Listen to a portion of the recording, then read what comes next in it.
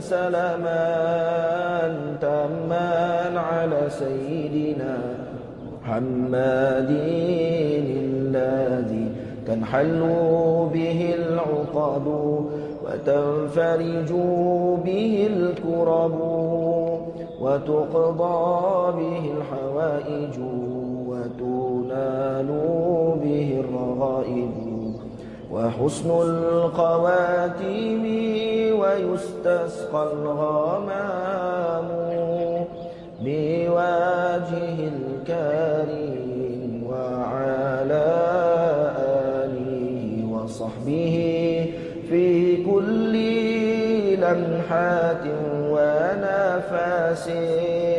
ونفس بعدد كل معلوم لك. اللهم صل صلاة كاملة وسلم سلاما تاما على سيدنا محمد الذي تنحل به العقد وتنفرج به الكرب وتقضى به الحوائج وتنال به الرغائب وحسن الخواتيم ويستسقى الغمام بوجه الكريم وعلى آله وصحبه في كل لمحات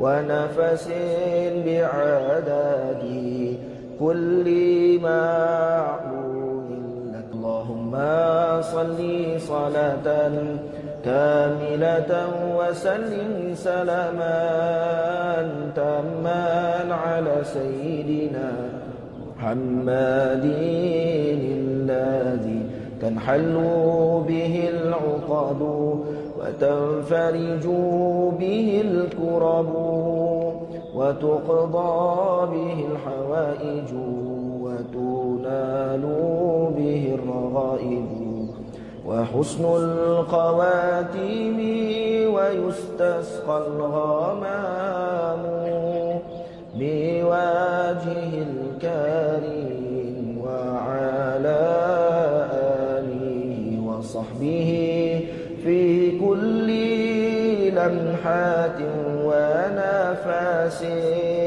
ونفس بعدد كل معلوم لك. اللهم صل صلاة كاملة وسلم سلاما تاما على سيدنا محمد الذي تنحل به العقد وتنفرج به الكرب وتقضى به الحوائج وتنال به الرغائب وحسن الخواتيم ويستسقى الغمام بوجه الكريم وعلى آله وصحبه في كل لمحات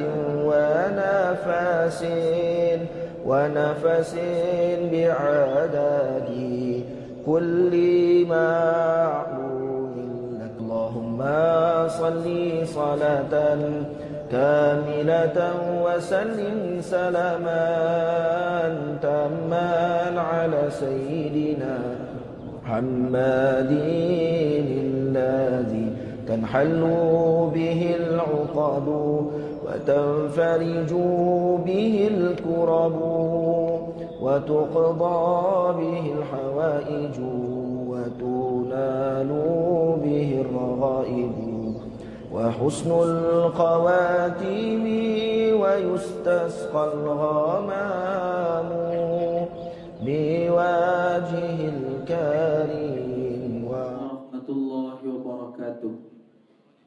Sebelum kita memulakan program pembudayaan Al-Quran dan tazkirah kita pada pagi ini, marilah sama-sama kita membaca selawat tafrijiyah dan juga Asma'ullahul Husna yang akan dipimpin oleh Al-Fadil Tuan Haji Muhammad Saleh bin Sulaiman. Falyatafaddal mashkura. Allahumma salli salatan kamilatan wa salim salaman tamman ala sayyidina Muhammadin alladhi tanhalu bihi al-uqadu wa tanfariju bihi al-qurabu wa tuqada bihi al-hawaiju wa tunalu bihi al-raghaibu wa husnul khawatimi wa yustasqal ghamamu biwajhihil karim wa ala alihi wa sahbihi fi kulli lamhatin wa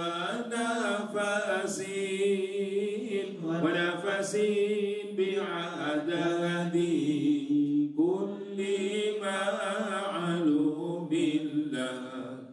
Allahumma salli salatan kamilatan wa salim salaman tamman ala sayyidina Muhammadin alladhi tanhalu bihi al-uqadu wa tanfariju bihi al-qurabu wa tuqada bihi al-hawaiju wa tunalu bihi al-raghaibu wa husnul khawatimi wa yustasqal ghamamu biwajhihil karim wa ala alihi wa sahbihi fi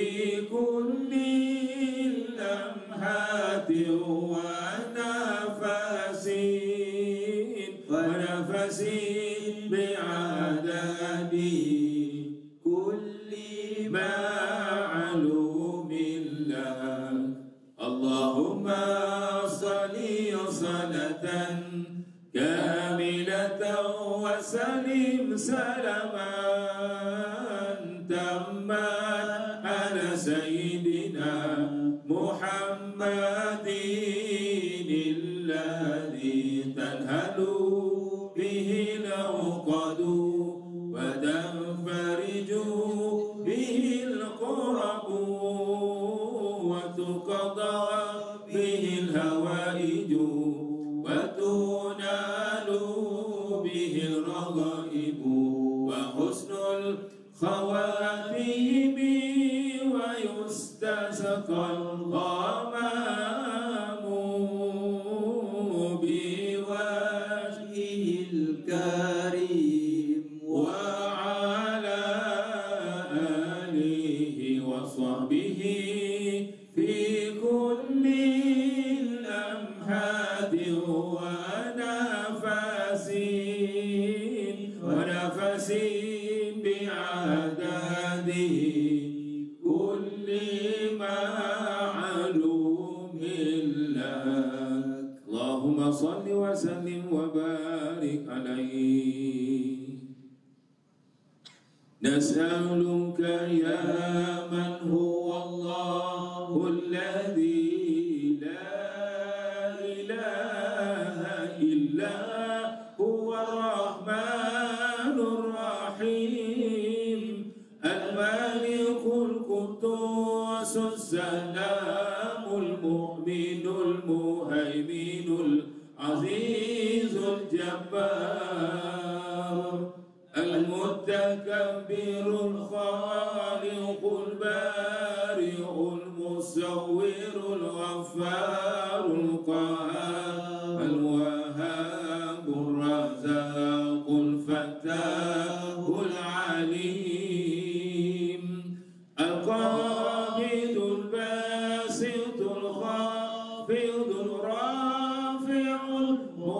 العزيز المذل السميع البصير الحكم العدل اللطيف الخبير الحليم العظيم الغفور الشكور العلي الكبير الحفيظ المقيم الحسيب الجليل الكريم الرقيب المجيب الواسع الحكيم الودود المجيد الباعث الشهيد الحق الوكيل القوي المتين الولي الحميد المحصي المبدع المعيد المحيي المميت الحي القيوم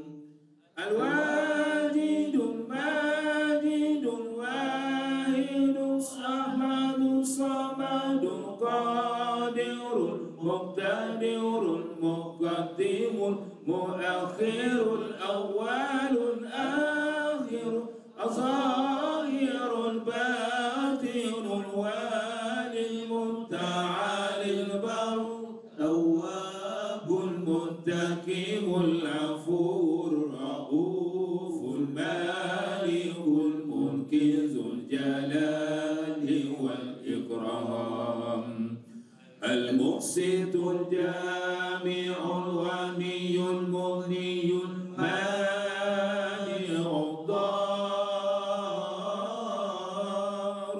نافع النور الهادي البديع الباقي الوارث الرشيد الصبور الذي ليس كمثله شيء وهو السميع البصير اللهم صل أفضل صلاة على أسعد مخلوقاتك سيدنا محمد وعلى آله وصحبه وسلم عدد معلوماتك ومداد كلماتك كلما ذكرك ذاكرون وغفل عن ذكره الغافلون. بسم الله الرحمن الرحيم. الحمد لله رب العالمين والصلاة والسلام على أشرف المرسلين وعلى آله وأصحابه أجمعين. Yang berbahagia ketua-ketua jabatan, ketua-ketua bahagian yang kita muliakan, Al-Fadil Ustaz Muhammad Syafi'i bin Abdul Rahman, warga kerja Majlis Bandaraya Johor Bahru yang mudah-mudahan insya-Allah dirahmati Allah juga.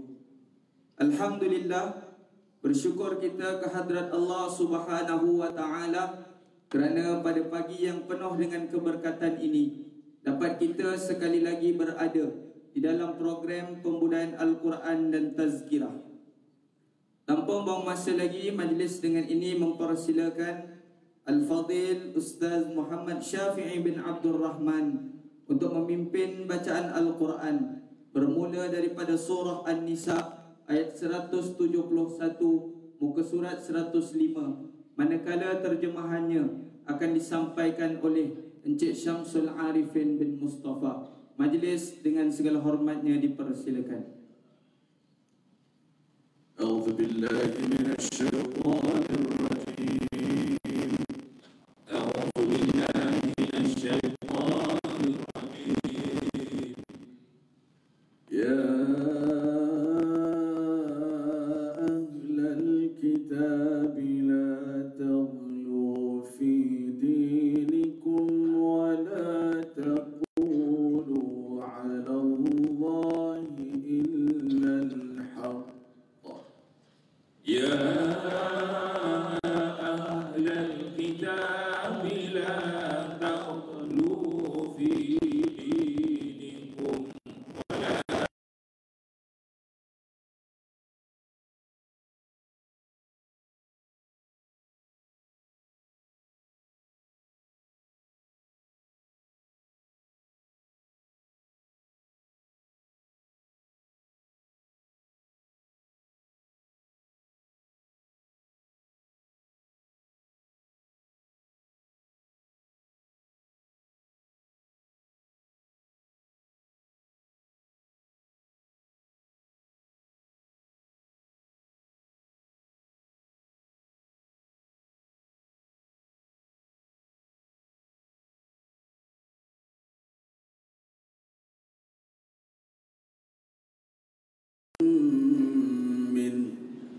وكلمته ألقاها إلى مريم وروح منه فآمنوا بالله ورسله ولا تقولوا ثلاثة وآمنوا بالله ورسله ولا تقولوا ثلاثة انتهوا خيرا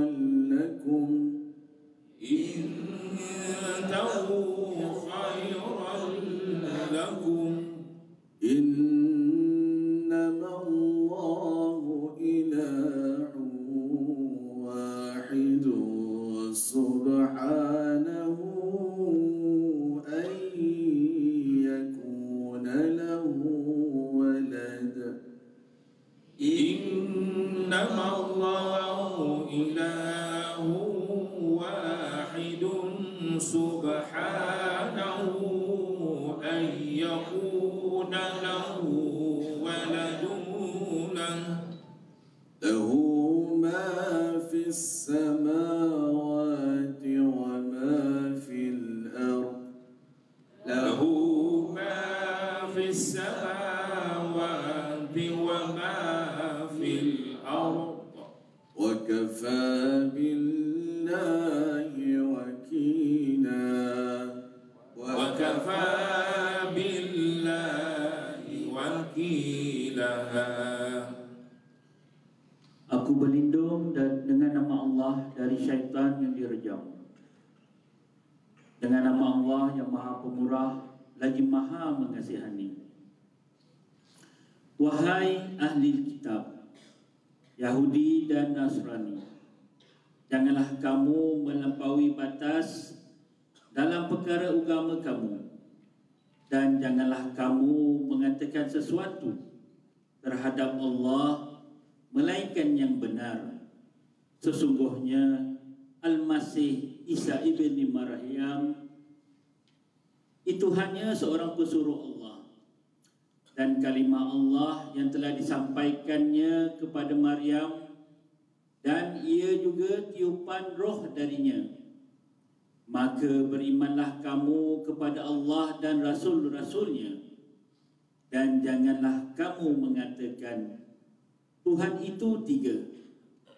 Berhentilah daripada mengatakan yang demikian, supaya menjadi kebaikan bagi kamu hanya se-Allah ialah Tuhan yang Maha Esa. Maha suci Allah dari mempunyai anak. Bagi Allah jualah segala yang ada di langit dan yang ada di bumi, dan cukuplah Allah menjadi pengawal yang mentadbirkan sekalian makhluknya. لن يستنكف المسيح أن يكون عبدا لله ولا الملائكة المقربون لن يستنكف المسيح أن يكون عبدا لله ولا الملائكة المقربون ومن يستنكف عن عبادته ويستكبر فسيحشرهم إليه جميعا ومن يستنكف عن عبادته ويستكبر فسيحشرهم إليه جميعا. Nabi Isa Al-Masih tidak sekali-kali enggan dan akuh daripada menjadi hamba bagi Allah. Demikian juga sikap malaikat yang sentiasa berdamping dengan Allah Dan sesiapa yang enggan dan angkuh daripada beribadat, menyembah dan memperhambakan diri kepada Allah, serta ia berlaku sombong takabur, maka Allah akan menghimpunkan mereka semua kepadanya. فأما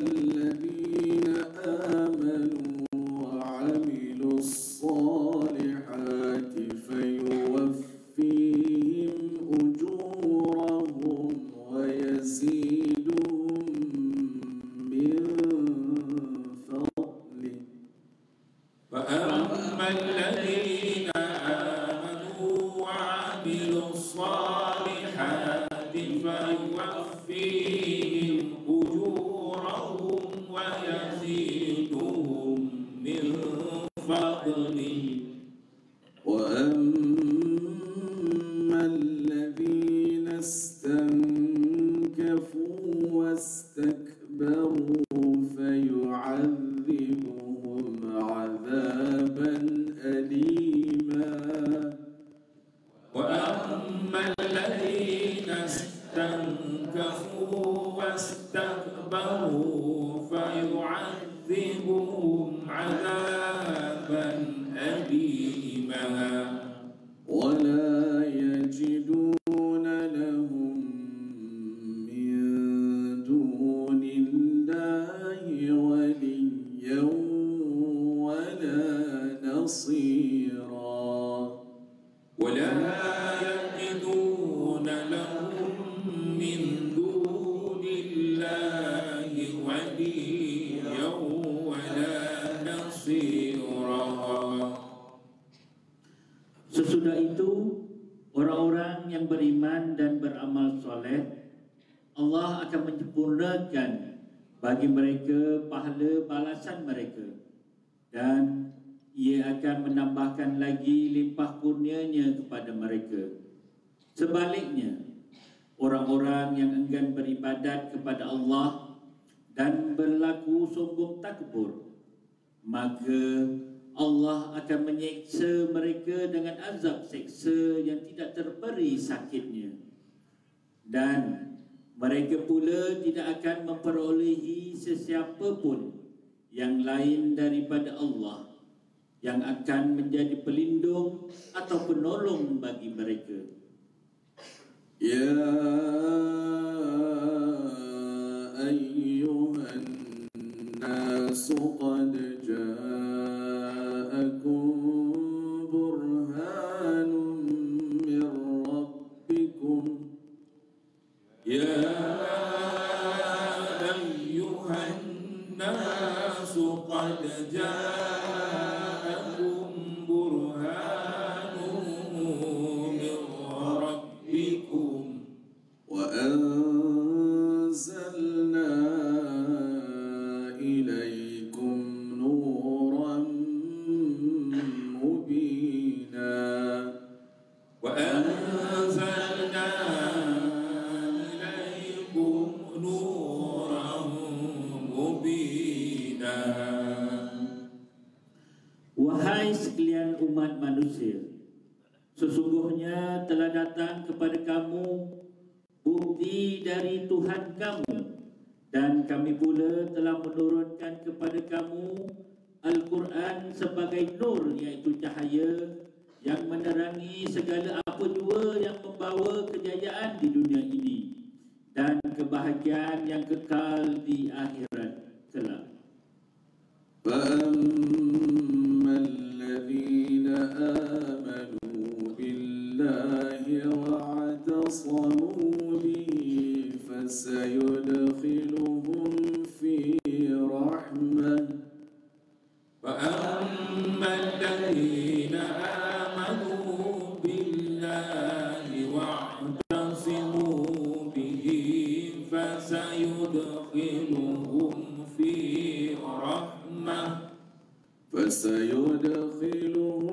في رحمة منه وفضل ويهديهم إليه صراطا مستقيما.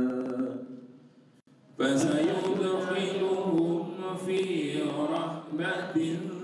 منه وفضل ويهديهم إليه صراطا مستقيما.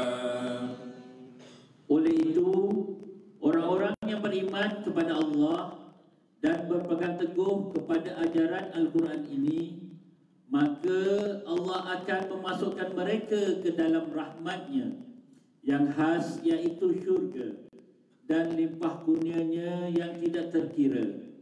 Dan Allah akan menunjukkan mereka ke jalan yang lurus, jalan agama Islam yang membawa kepadanya.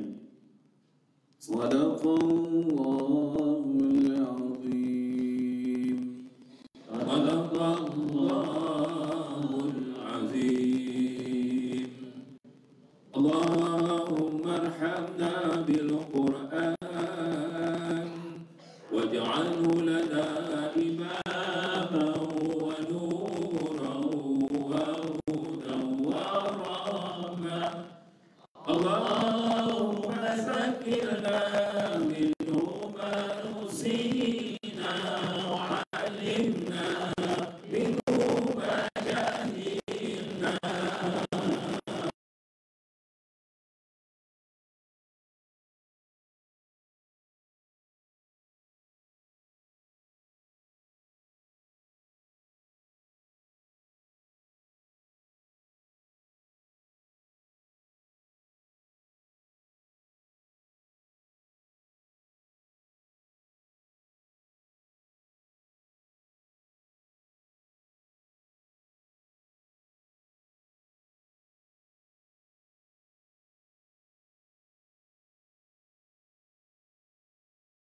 الأنبياء والمرسلين سيدنا محمد وعلى آله وصحبه أجمعين. خير ما أحييكم به تحية الإسلام وتحية الإسلام بالسلام. السلام عليكم ورحمة الله وبركاته. Alhamdulillah, setinggi syukur kita rafakkan ke hadirat Allah Subhanahu wa taala pada pagi hari Khamis yang berkat ini, dapat sama-sama kita memulakan dengan melazimkan membaca firman Allah Subhanahu wa taala. Ayat yang telah kita bacakan daripada ayat ke-171 sehingga pada ayat ke-175 ada pengkesahan tentang peranan ahli kitab terhadap keimanan mereka kepada Nabi Isa alaihi salam, dan bagaimana orang-orang yang Allah Subhanahu wa taala letakkan dua bahagian yang berbeza di kalangan orang-orang yang beriman dan beramal saleh, dan orang-orang yang enggan serta berasa takabur pada dirinya.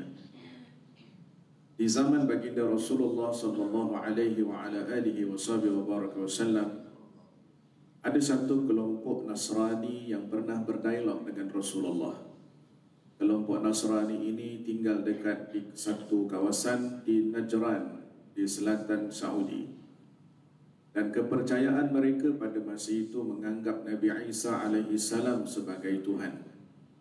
Lalu pada akhirnya mereka dijemput oleh baginda Rasulullah sallallahu alaihi wa ala alihi wasallam untuk diadakan satu dialog bagaimana kepercayaan mereka dan bagaimana dakwah Nabi yang Nabi nak terangkan kepada mereka. Ketika itu, ketika mereka sampai di Madinah, diadakan dialog bersama dengan baginda Rasulullah sallallahu alaihi wa ala alihi wasallam. Dan ketika Rasulullah menanyakan kepada mereka, apakah sebab utama yang menyebabkan mereka menganggap dan mengangkat Nabi Isa mengikut kepercayaan mereka?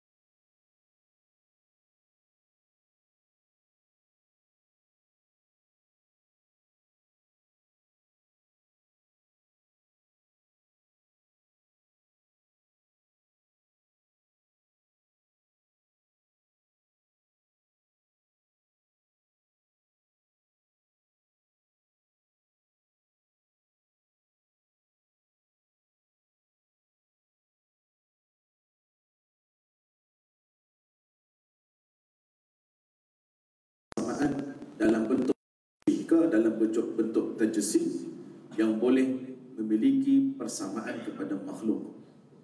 Di sisi akidah Ahlussunnah wal Jamaah, kita sangat menitik beratkan bab ini supaya pada masa kita menyebutkan tentang sifat-sifat Allah, wujubul wajibat, istihalatul mustahilat, jawazul jaizat, jangan sampai sifat-sifat Allah itu disamaratakan dengan sifat-sifat makhluk.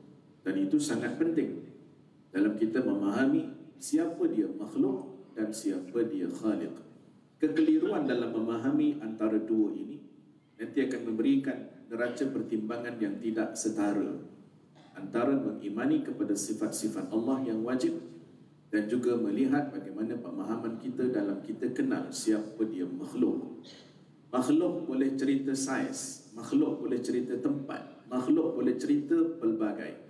Tetapi bila sebut tentang Allah, tak boleh cerita tentang tempat, tak boleh cerita tentang saiz, tak boleh cerita tentang soalan-soalan yang tak boleh ditanyakan dalam membersihkan dan menyucikan Allah daripada sifat-sifat makhluk.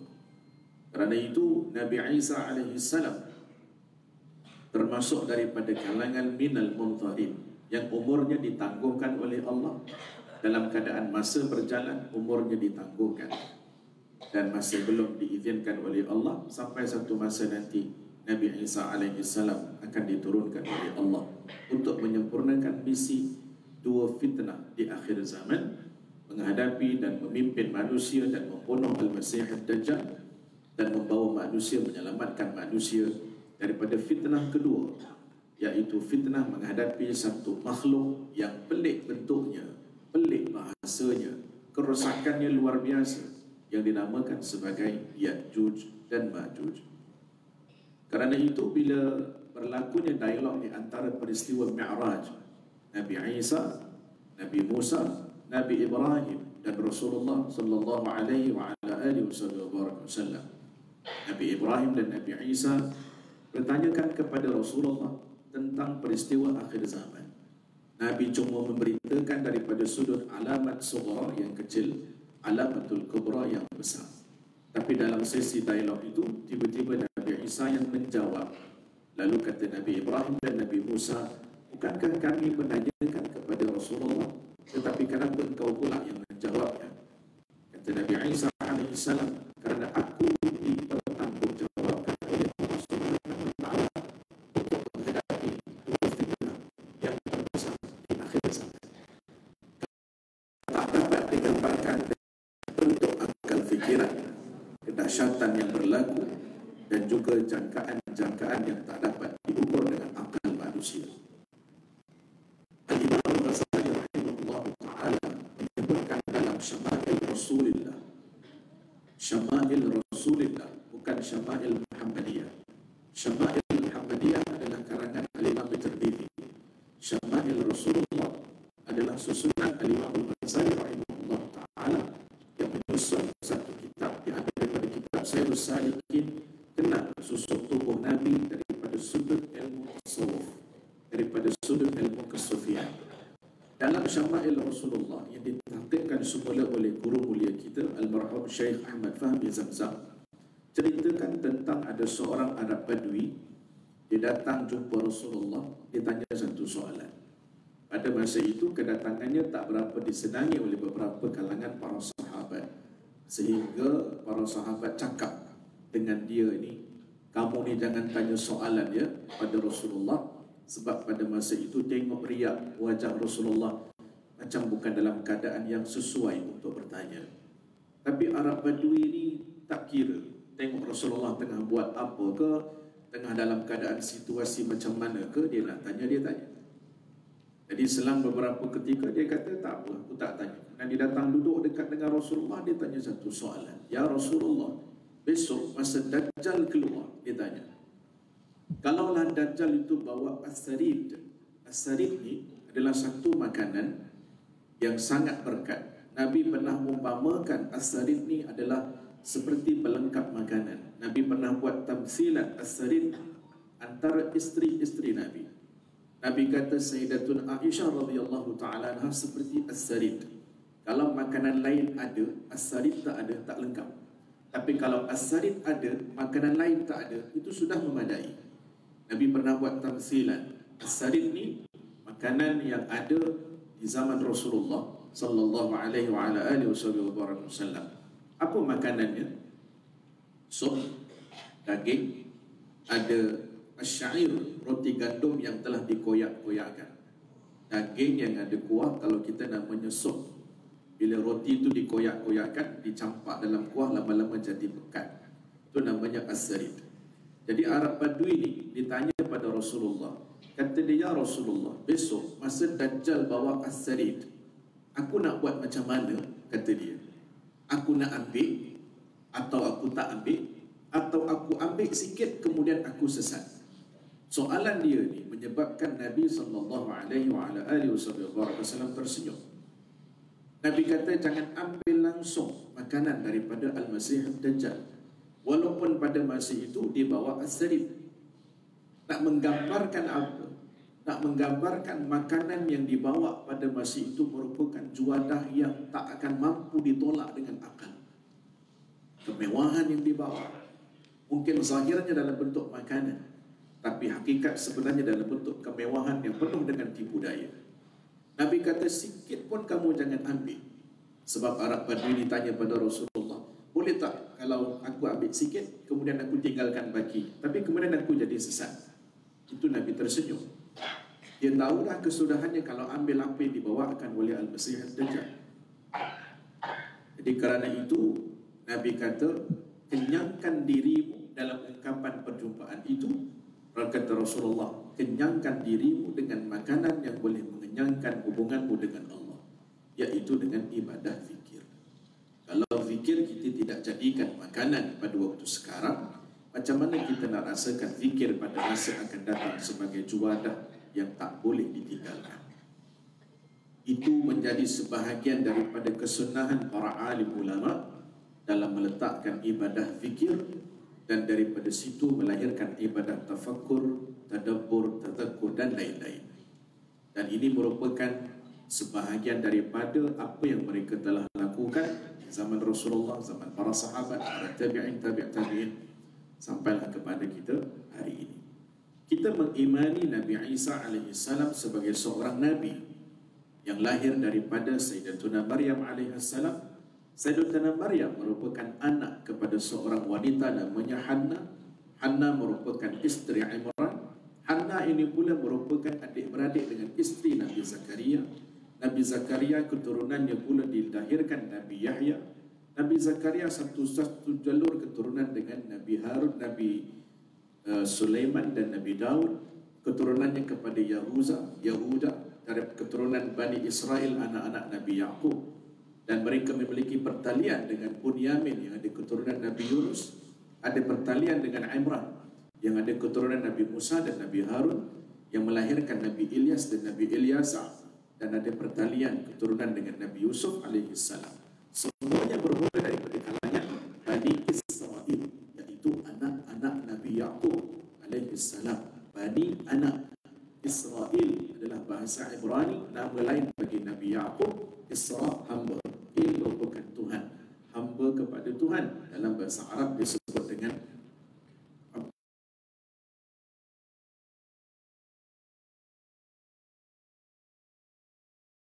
Isa itu Rasul, dan bukanlah seperti Tuhan yang didakwa oleh kalangan ahli kitab, di kalangan Yahudi dan Nasrani. Yang kedua, yang kita bacakan dalam ayat tadi berkaitan tentang dua perumpamaan yang didatangkan oleh Allah, orang beriman dan beramal saleh, yang diberikan ganjaran pahala, dan orang yang merasa takabur, orang yang berbalik. Maksiat pertama yang berlaku di kalangan makhluk adalah iblis. Ketika diminta oleh Allah, diperintahkan untuk sujud kepada Adam, sifat takabur itu muncul. Ditanyakan oleh Allah dalam suratul A'raf, qala ma mana'aka alla tasjuda idh amartu. Wahai iblis, apa yang menyebabkan engkau tertegah daripada sujud kepada Adam? Jawapan pertamanya dinyatakan, qala ana khairum minhu khalaqtani min nar. Aku ni lebih baik daripada dia. Aku dijadikan daripada api, wa khalaqtahu min tin. Dia dijadikan daripada tanah. Maksiat pertama di kalangan makhluk. Dan sifat takabur itu muncul daripada satu makhluk yang namanya iblis, merasakan dirinya lebih baik daripada Nabi Adam dan memandang hina kepada yang lain.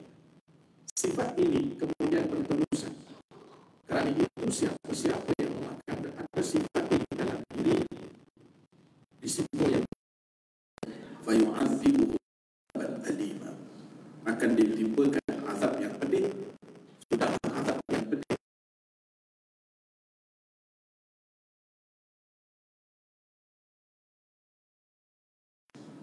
Macam mana nak menyusun perkara ini? Dalam keadaan salah satu disiplin ilmu yang wajib kita pelajari di zaman hari ini, ilmu tazkiyah, penyucian hati, ilmu tasawuf. Buat ibadah tetapi melihat orang lain juga terlibat dengan ibadah. Kita melakukan kesalahan, tengok orang melakukan kesalahan, tidak dijatuhkan hukum tetapi didoakan. Bukan melihat dengan satu perspektif yang kita jatuhkan hukum tanpa usul periksa, tanpa tabayyun.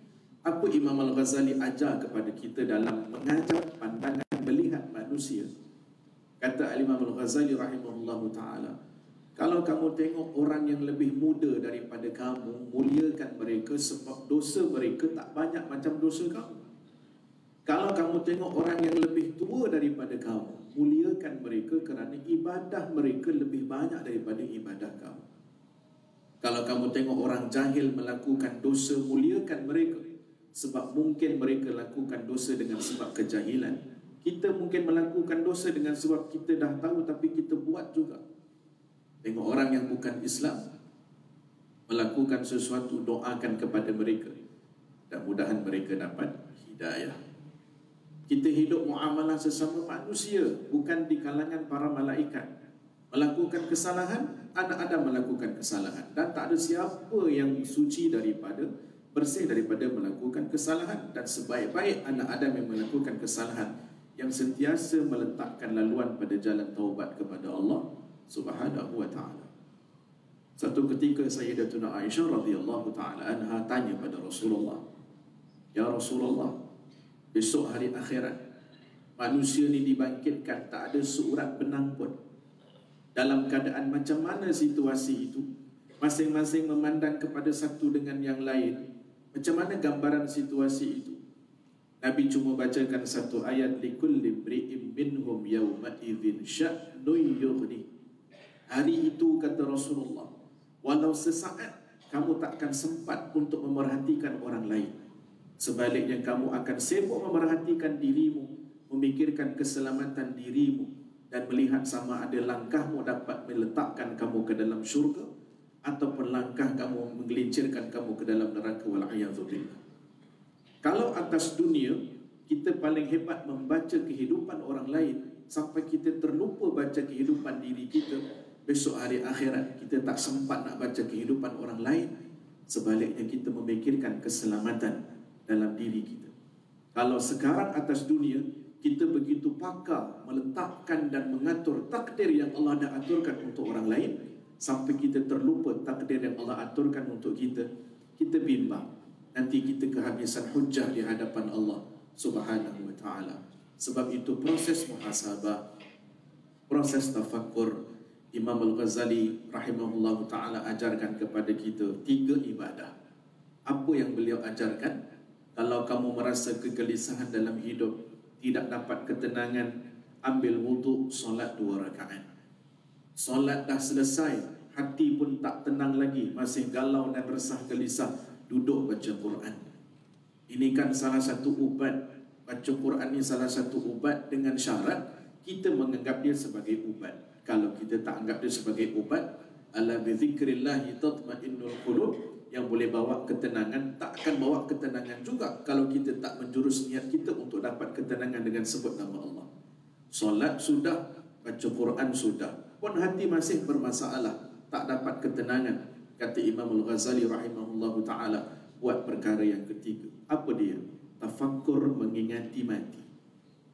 Tafakkur mengingati mati dengan mengingatkan berapa yang ada, berapa pahala yang aku ada, berapa amalan yang aku ada. Kalau sekejap lagi Allah tarik nyawa kita dengan kesediaan kita pada saat ini, berapa kebaikan yang kita buat, berapa dosa yang kita buat, berapa masa yang terbuang, berapa perkara sia-sia yang kita lakukan. Tafakkur mengingati mati. Tapi Imam Al-Ghazali rahimahullah ta'ala berpesan pada kita, sembahyang, baca Quran, tafakkur mengingati mati, tak berjaya menyelesaikan masalah dalam hati kamu, maka berjaga-jagalah pada saat itu hati kamu sedang menuju kepada hati yang mati. Na'udzubillah. Sebab itu baca Quran sebagai contoh, walaupun kita tak faham, dibacakan terjemahan, dibacakan sedikit berkaitan tentang tadabbur, sekurang-kurangnya ianya menjadi salah satu asbab. Sedikit bertambah sedikit, lama kelamaan kita akan rasa baca Quran itu merupakan satu rezeki. Warzuqna tilawatahu ana al-lail wa atrafan nahar. Kan doanya begitu kan? Rezekikan kami ya Allah dapat baca Quran siang dan malam. Jangan pandang rezeki pada wang ringgit sahaja. Jangan pandang rezeki pada bentuk harta. Dapat buat ibadah rezeki. Kalau kita tengok satu orang pagi-pagi rezeki dia dapat, apa dia? Dia dapat bangun sembahyang malam rezeki. Dia dapat solat berjamaah subuh rezeki, dia dapat sedekah itu rezeki, dia dapat memulakan dengan beri manfaat kepada orang lain rezeki, dia dapat menepati masa pada tanggungjawab yang ditaklifkan dalam urusan kerja rezeki. Dalam setiap ibadah yang dia dapat dilakukan secara itqan, secara bersungguh-sungguh, kalau dia pandang itu satu rezeki, maka dia akan nampak setiap kehidupan yang berhubung dengan Allah merupakan rezeki yang terbesar. Dalam apa yang dituntut pada kita namanya matlub, dan apa yang dikurniakan oleh Allah dalam bentuk mauhub. Jadi sebagai kesimpulannya, apa yang kita bacakan pada ayat tadi, yang ketiga dan terakhir adalah Allah kata kepada manusia, bukan pada orang beriman, ya ayyuhan nas, secara keumuman, didatangkan kepada kamu bukti, iaitu apa? Isi kandungan Al-Quranul Karim sebagai cahaya. Kamu pegang tali ini dengan Allah, kamu akan dapat rahmat, kamu akan dapat petunjuk. Tapi kalau bukti ini, dalil ini, wasilah ini tidak kamu pegang, yang telah dijamin oleh Allah untuk dapat rahmat dan petunjuk, maka akhirnya kamu sebenarnya menjauhkan diri kamu daripada pertolongan Allah Subhanahu wa ta'ala. Pertolongan Allah boleh datang bermacam-macam. Limpahan rahmat yang Allah berikan, nilai keberkatan, ziyadatul khair yang Allah berikan di kalangan kita yang tak sama. Ada orang kehidupan dia sibuk tapi sempat semua. Ada orang kehidupannya lapang tapi tak sempat semua. Dalam keadaan nilai barakah yang Allah berikan kepada kita, setiap daripada kalangan kita Allah bagi masa sama 24 jam. Nanti masa yang Allah bagi ni Allah akan tanya satu persatu, mana dia masa yang kau manfaatkan, mana dia masa yang kau buangkan dan sia-siakan. Mudah-mudahan Allah Subhanahu wa ta'ala sentiasa memimpin kita dalam kehidupan, langkah kita, niat hati kita sentiasa pada panduan hidayah dan petunjuk berterusan. Moga-moga yang hadir pada pagi ini Allah Subhanahu wa ta'ala akan pelihara hati kita dalam keadaan hati yang baik, subur dengan sifat-sifat mahmudah, dijauhkan daripada sifat-sifat madhmumah. Moga-moga setiap kehidupan kita ini akan terus berada dalam naungan riayah dan juga berada pada qudrah dan iradah dalam mengimani setiap perjalanan takdir yang Allah Subhanahu wa ta'ala telah aturkan kepada kita. Moga-moga kita dapat banyak bermuhasabah pada diri kita, melihat segala kekurangan pada diri, menutup pandangan untuk melihat kekurangan pada orang lain, dan akan membina meningkatkan nilai kehidupan dan hati kita kepada Allah Rabbul Jalil. Wa sallallahu ala sayyidina Muhammad wa ala alihi wa sahbihi wa baraka wa sallam. Alhamdulillahi rabbil alamin. Wassalamualaikum warahmatullahi wabarakatuh.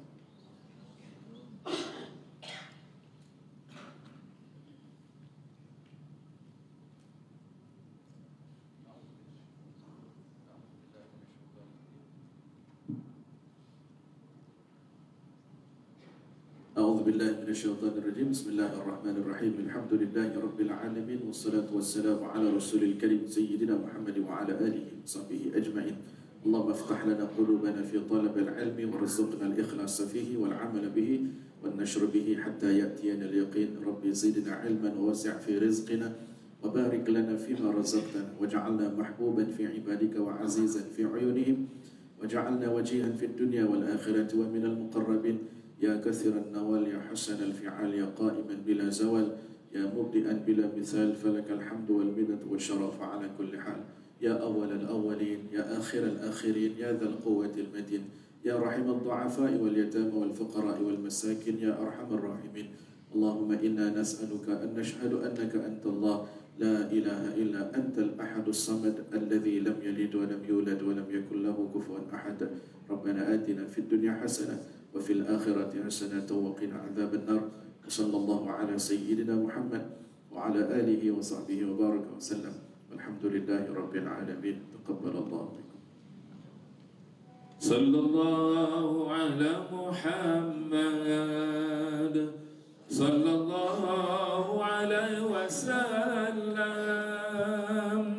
صلى الله على محمد صلى الله عليه وسلم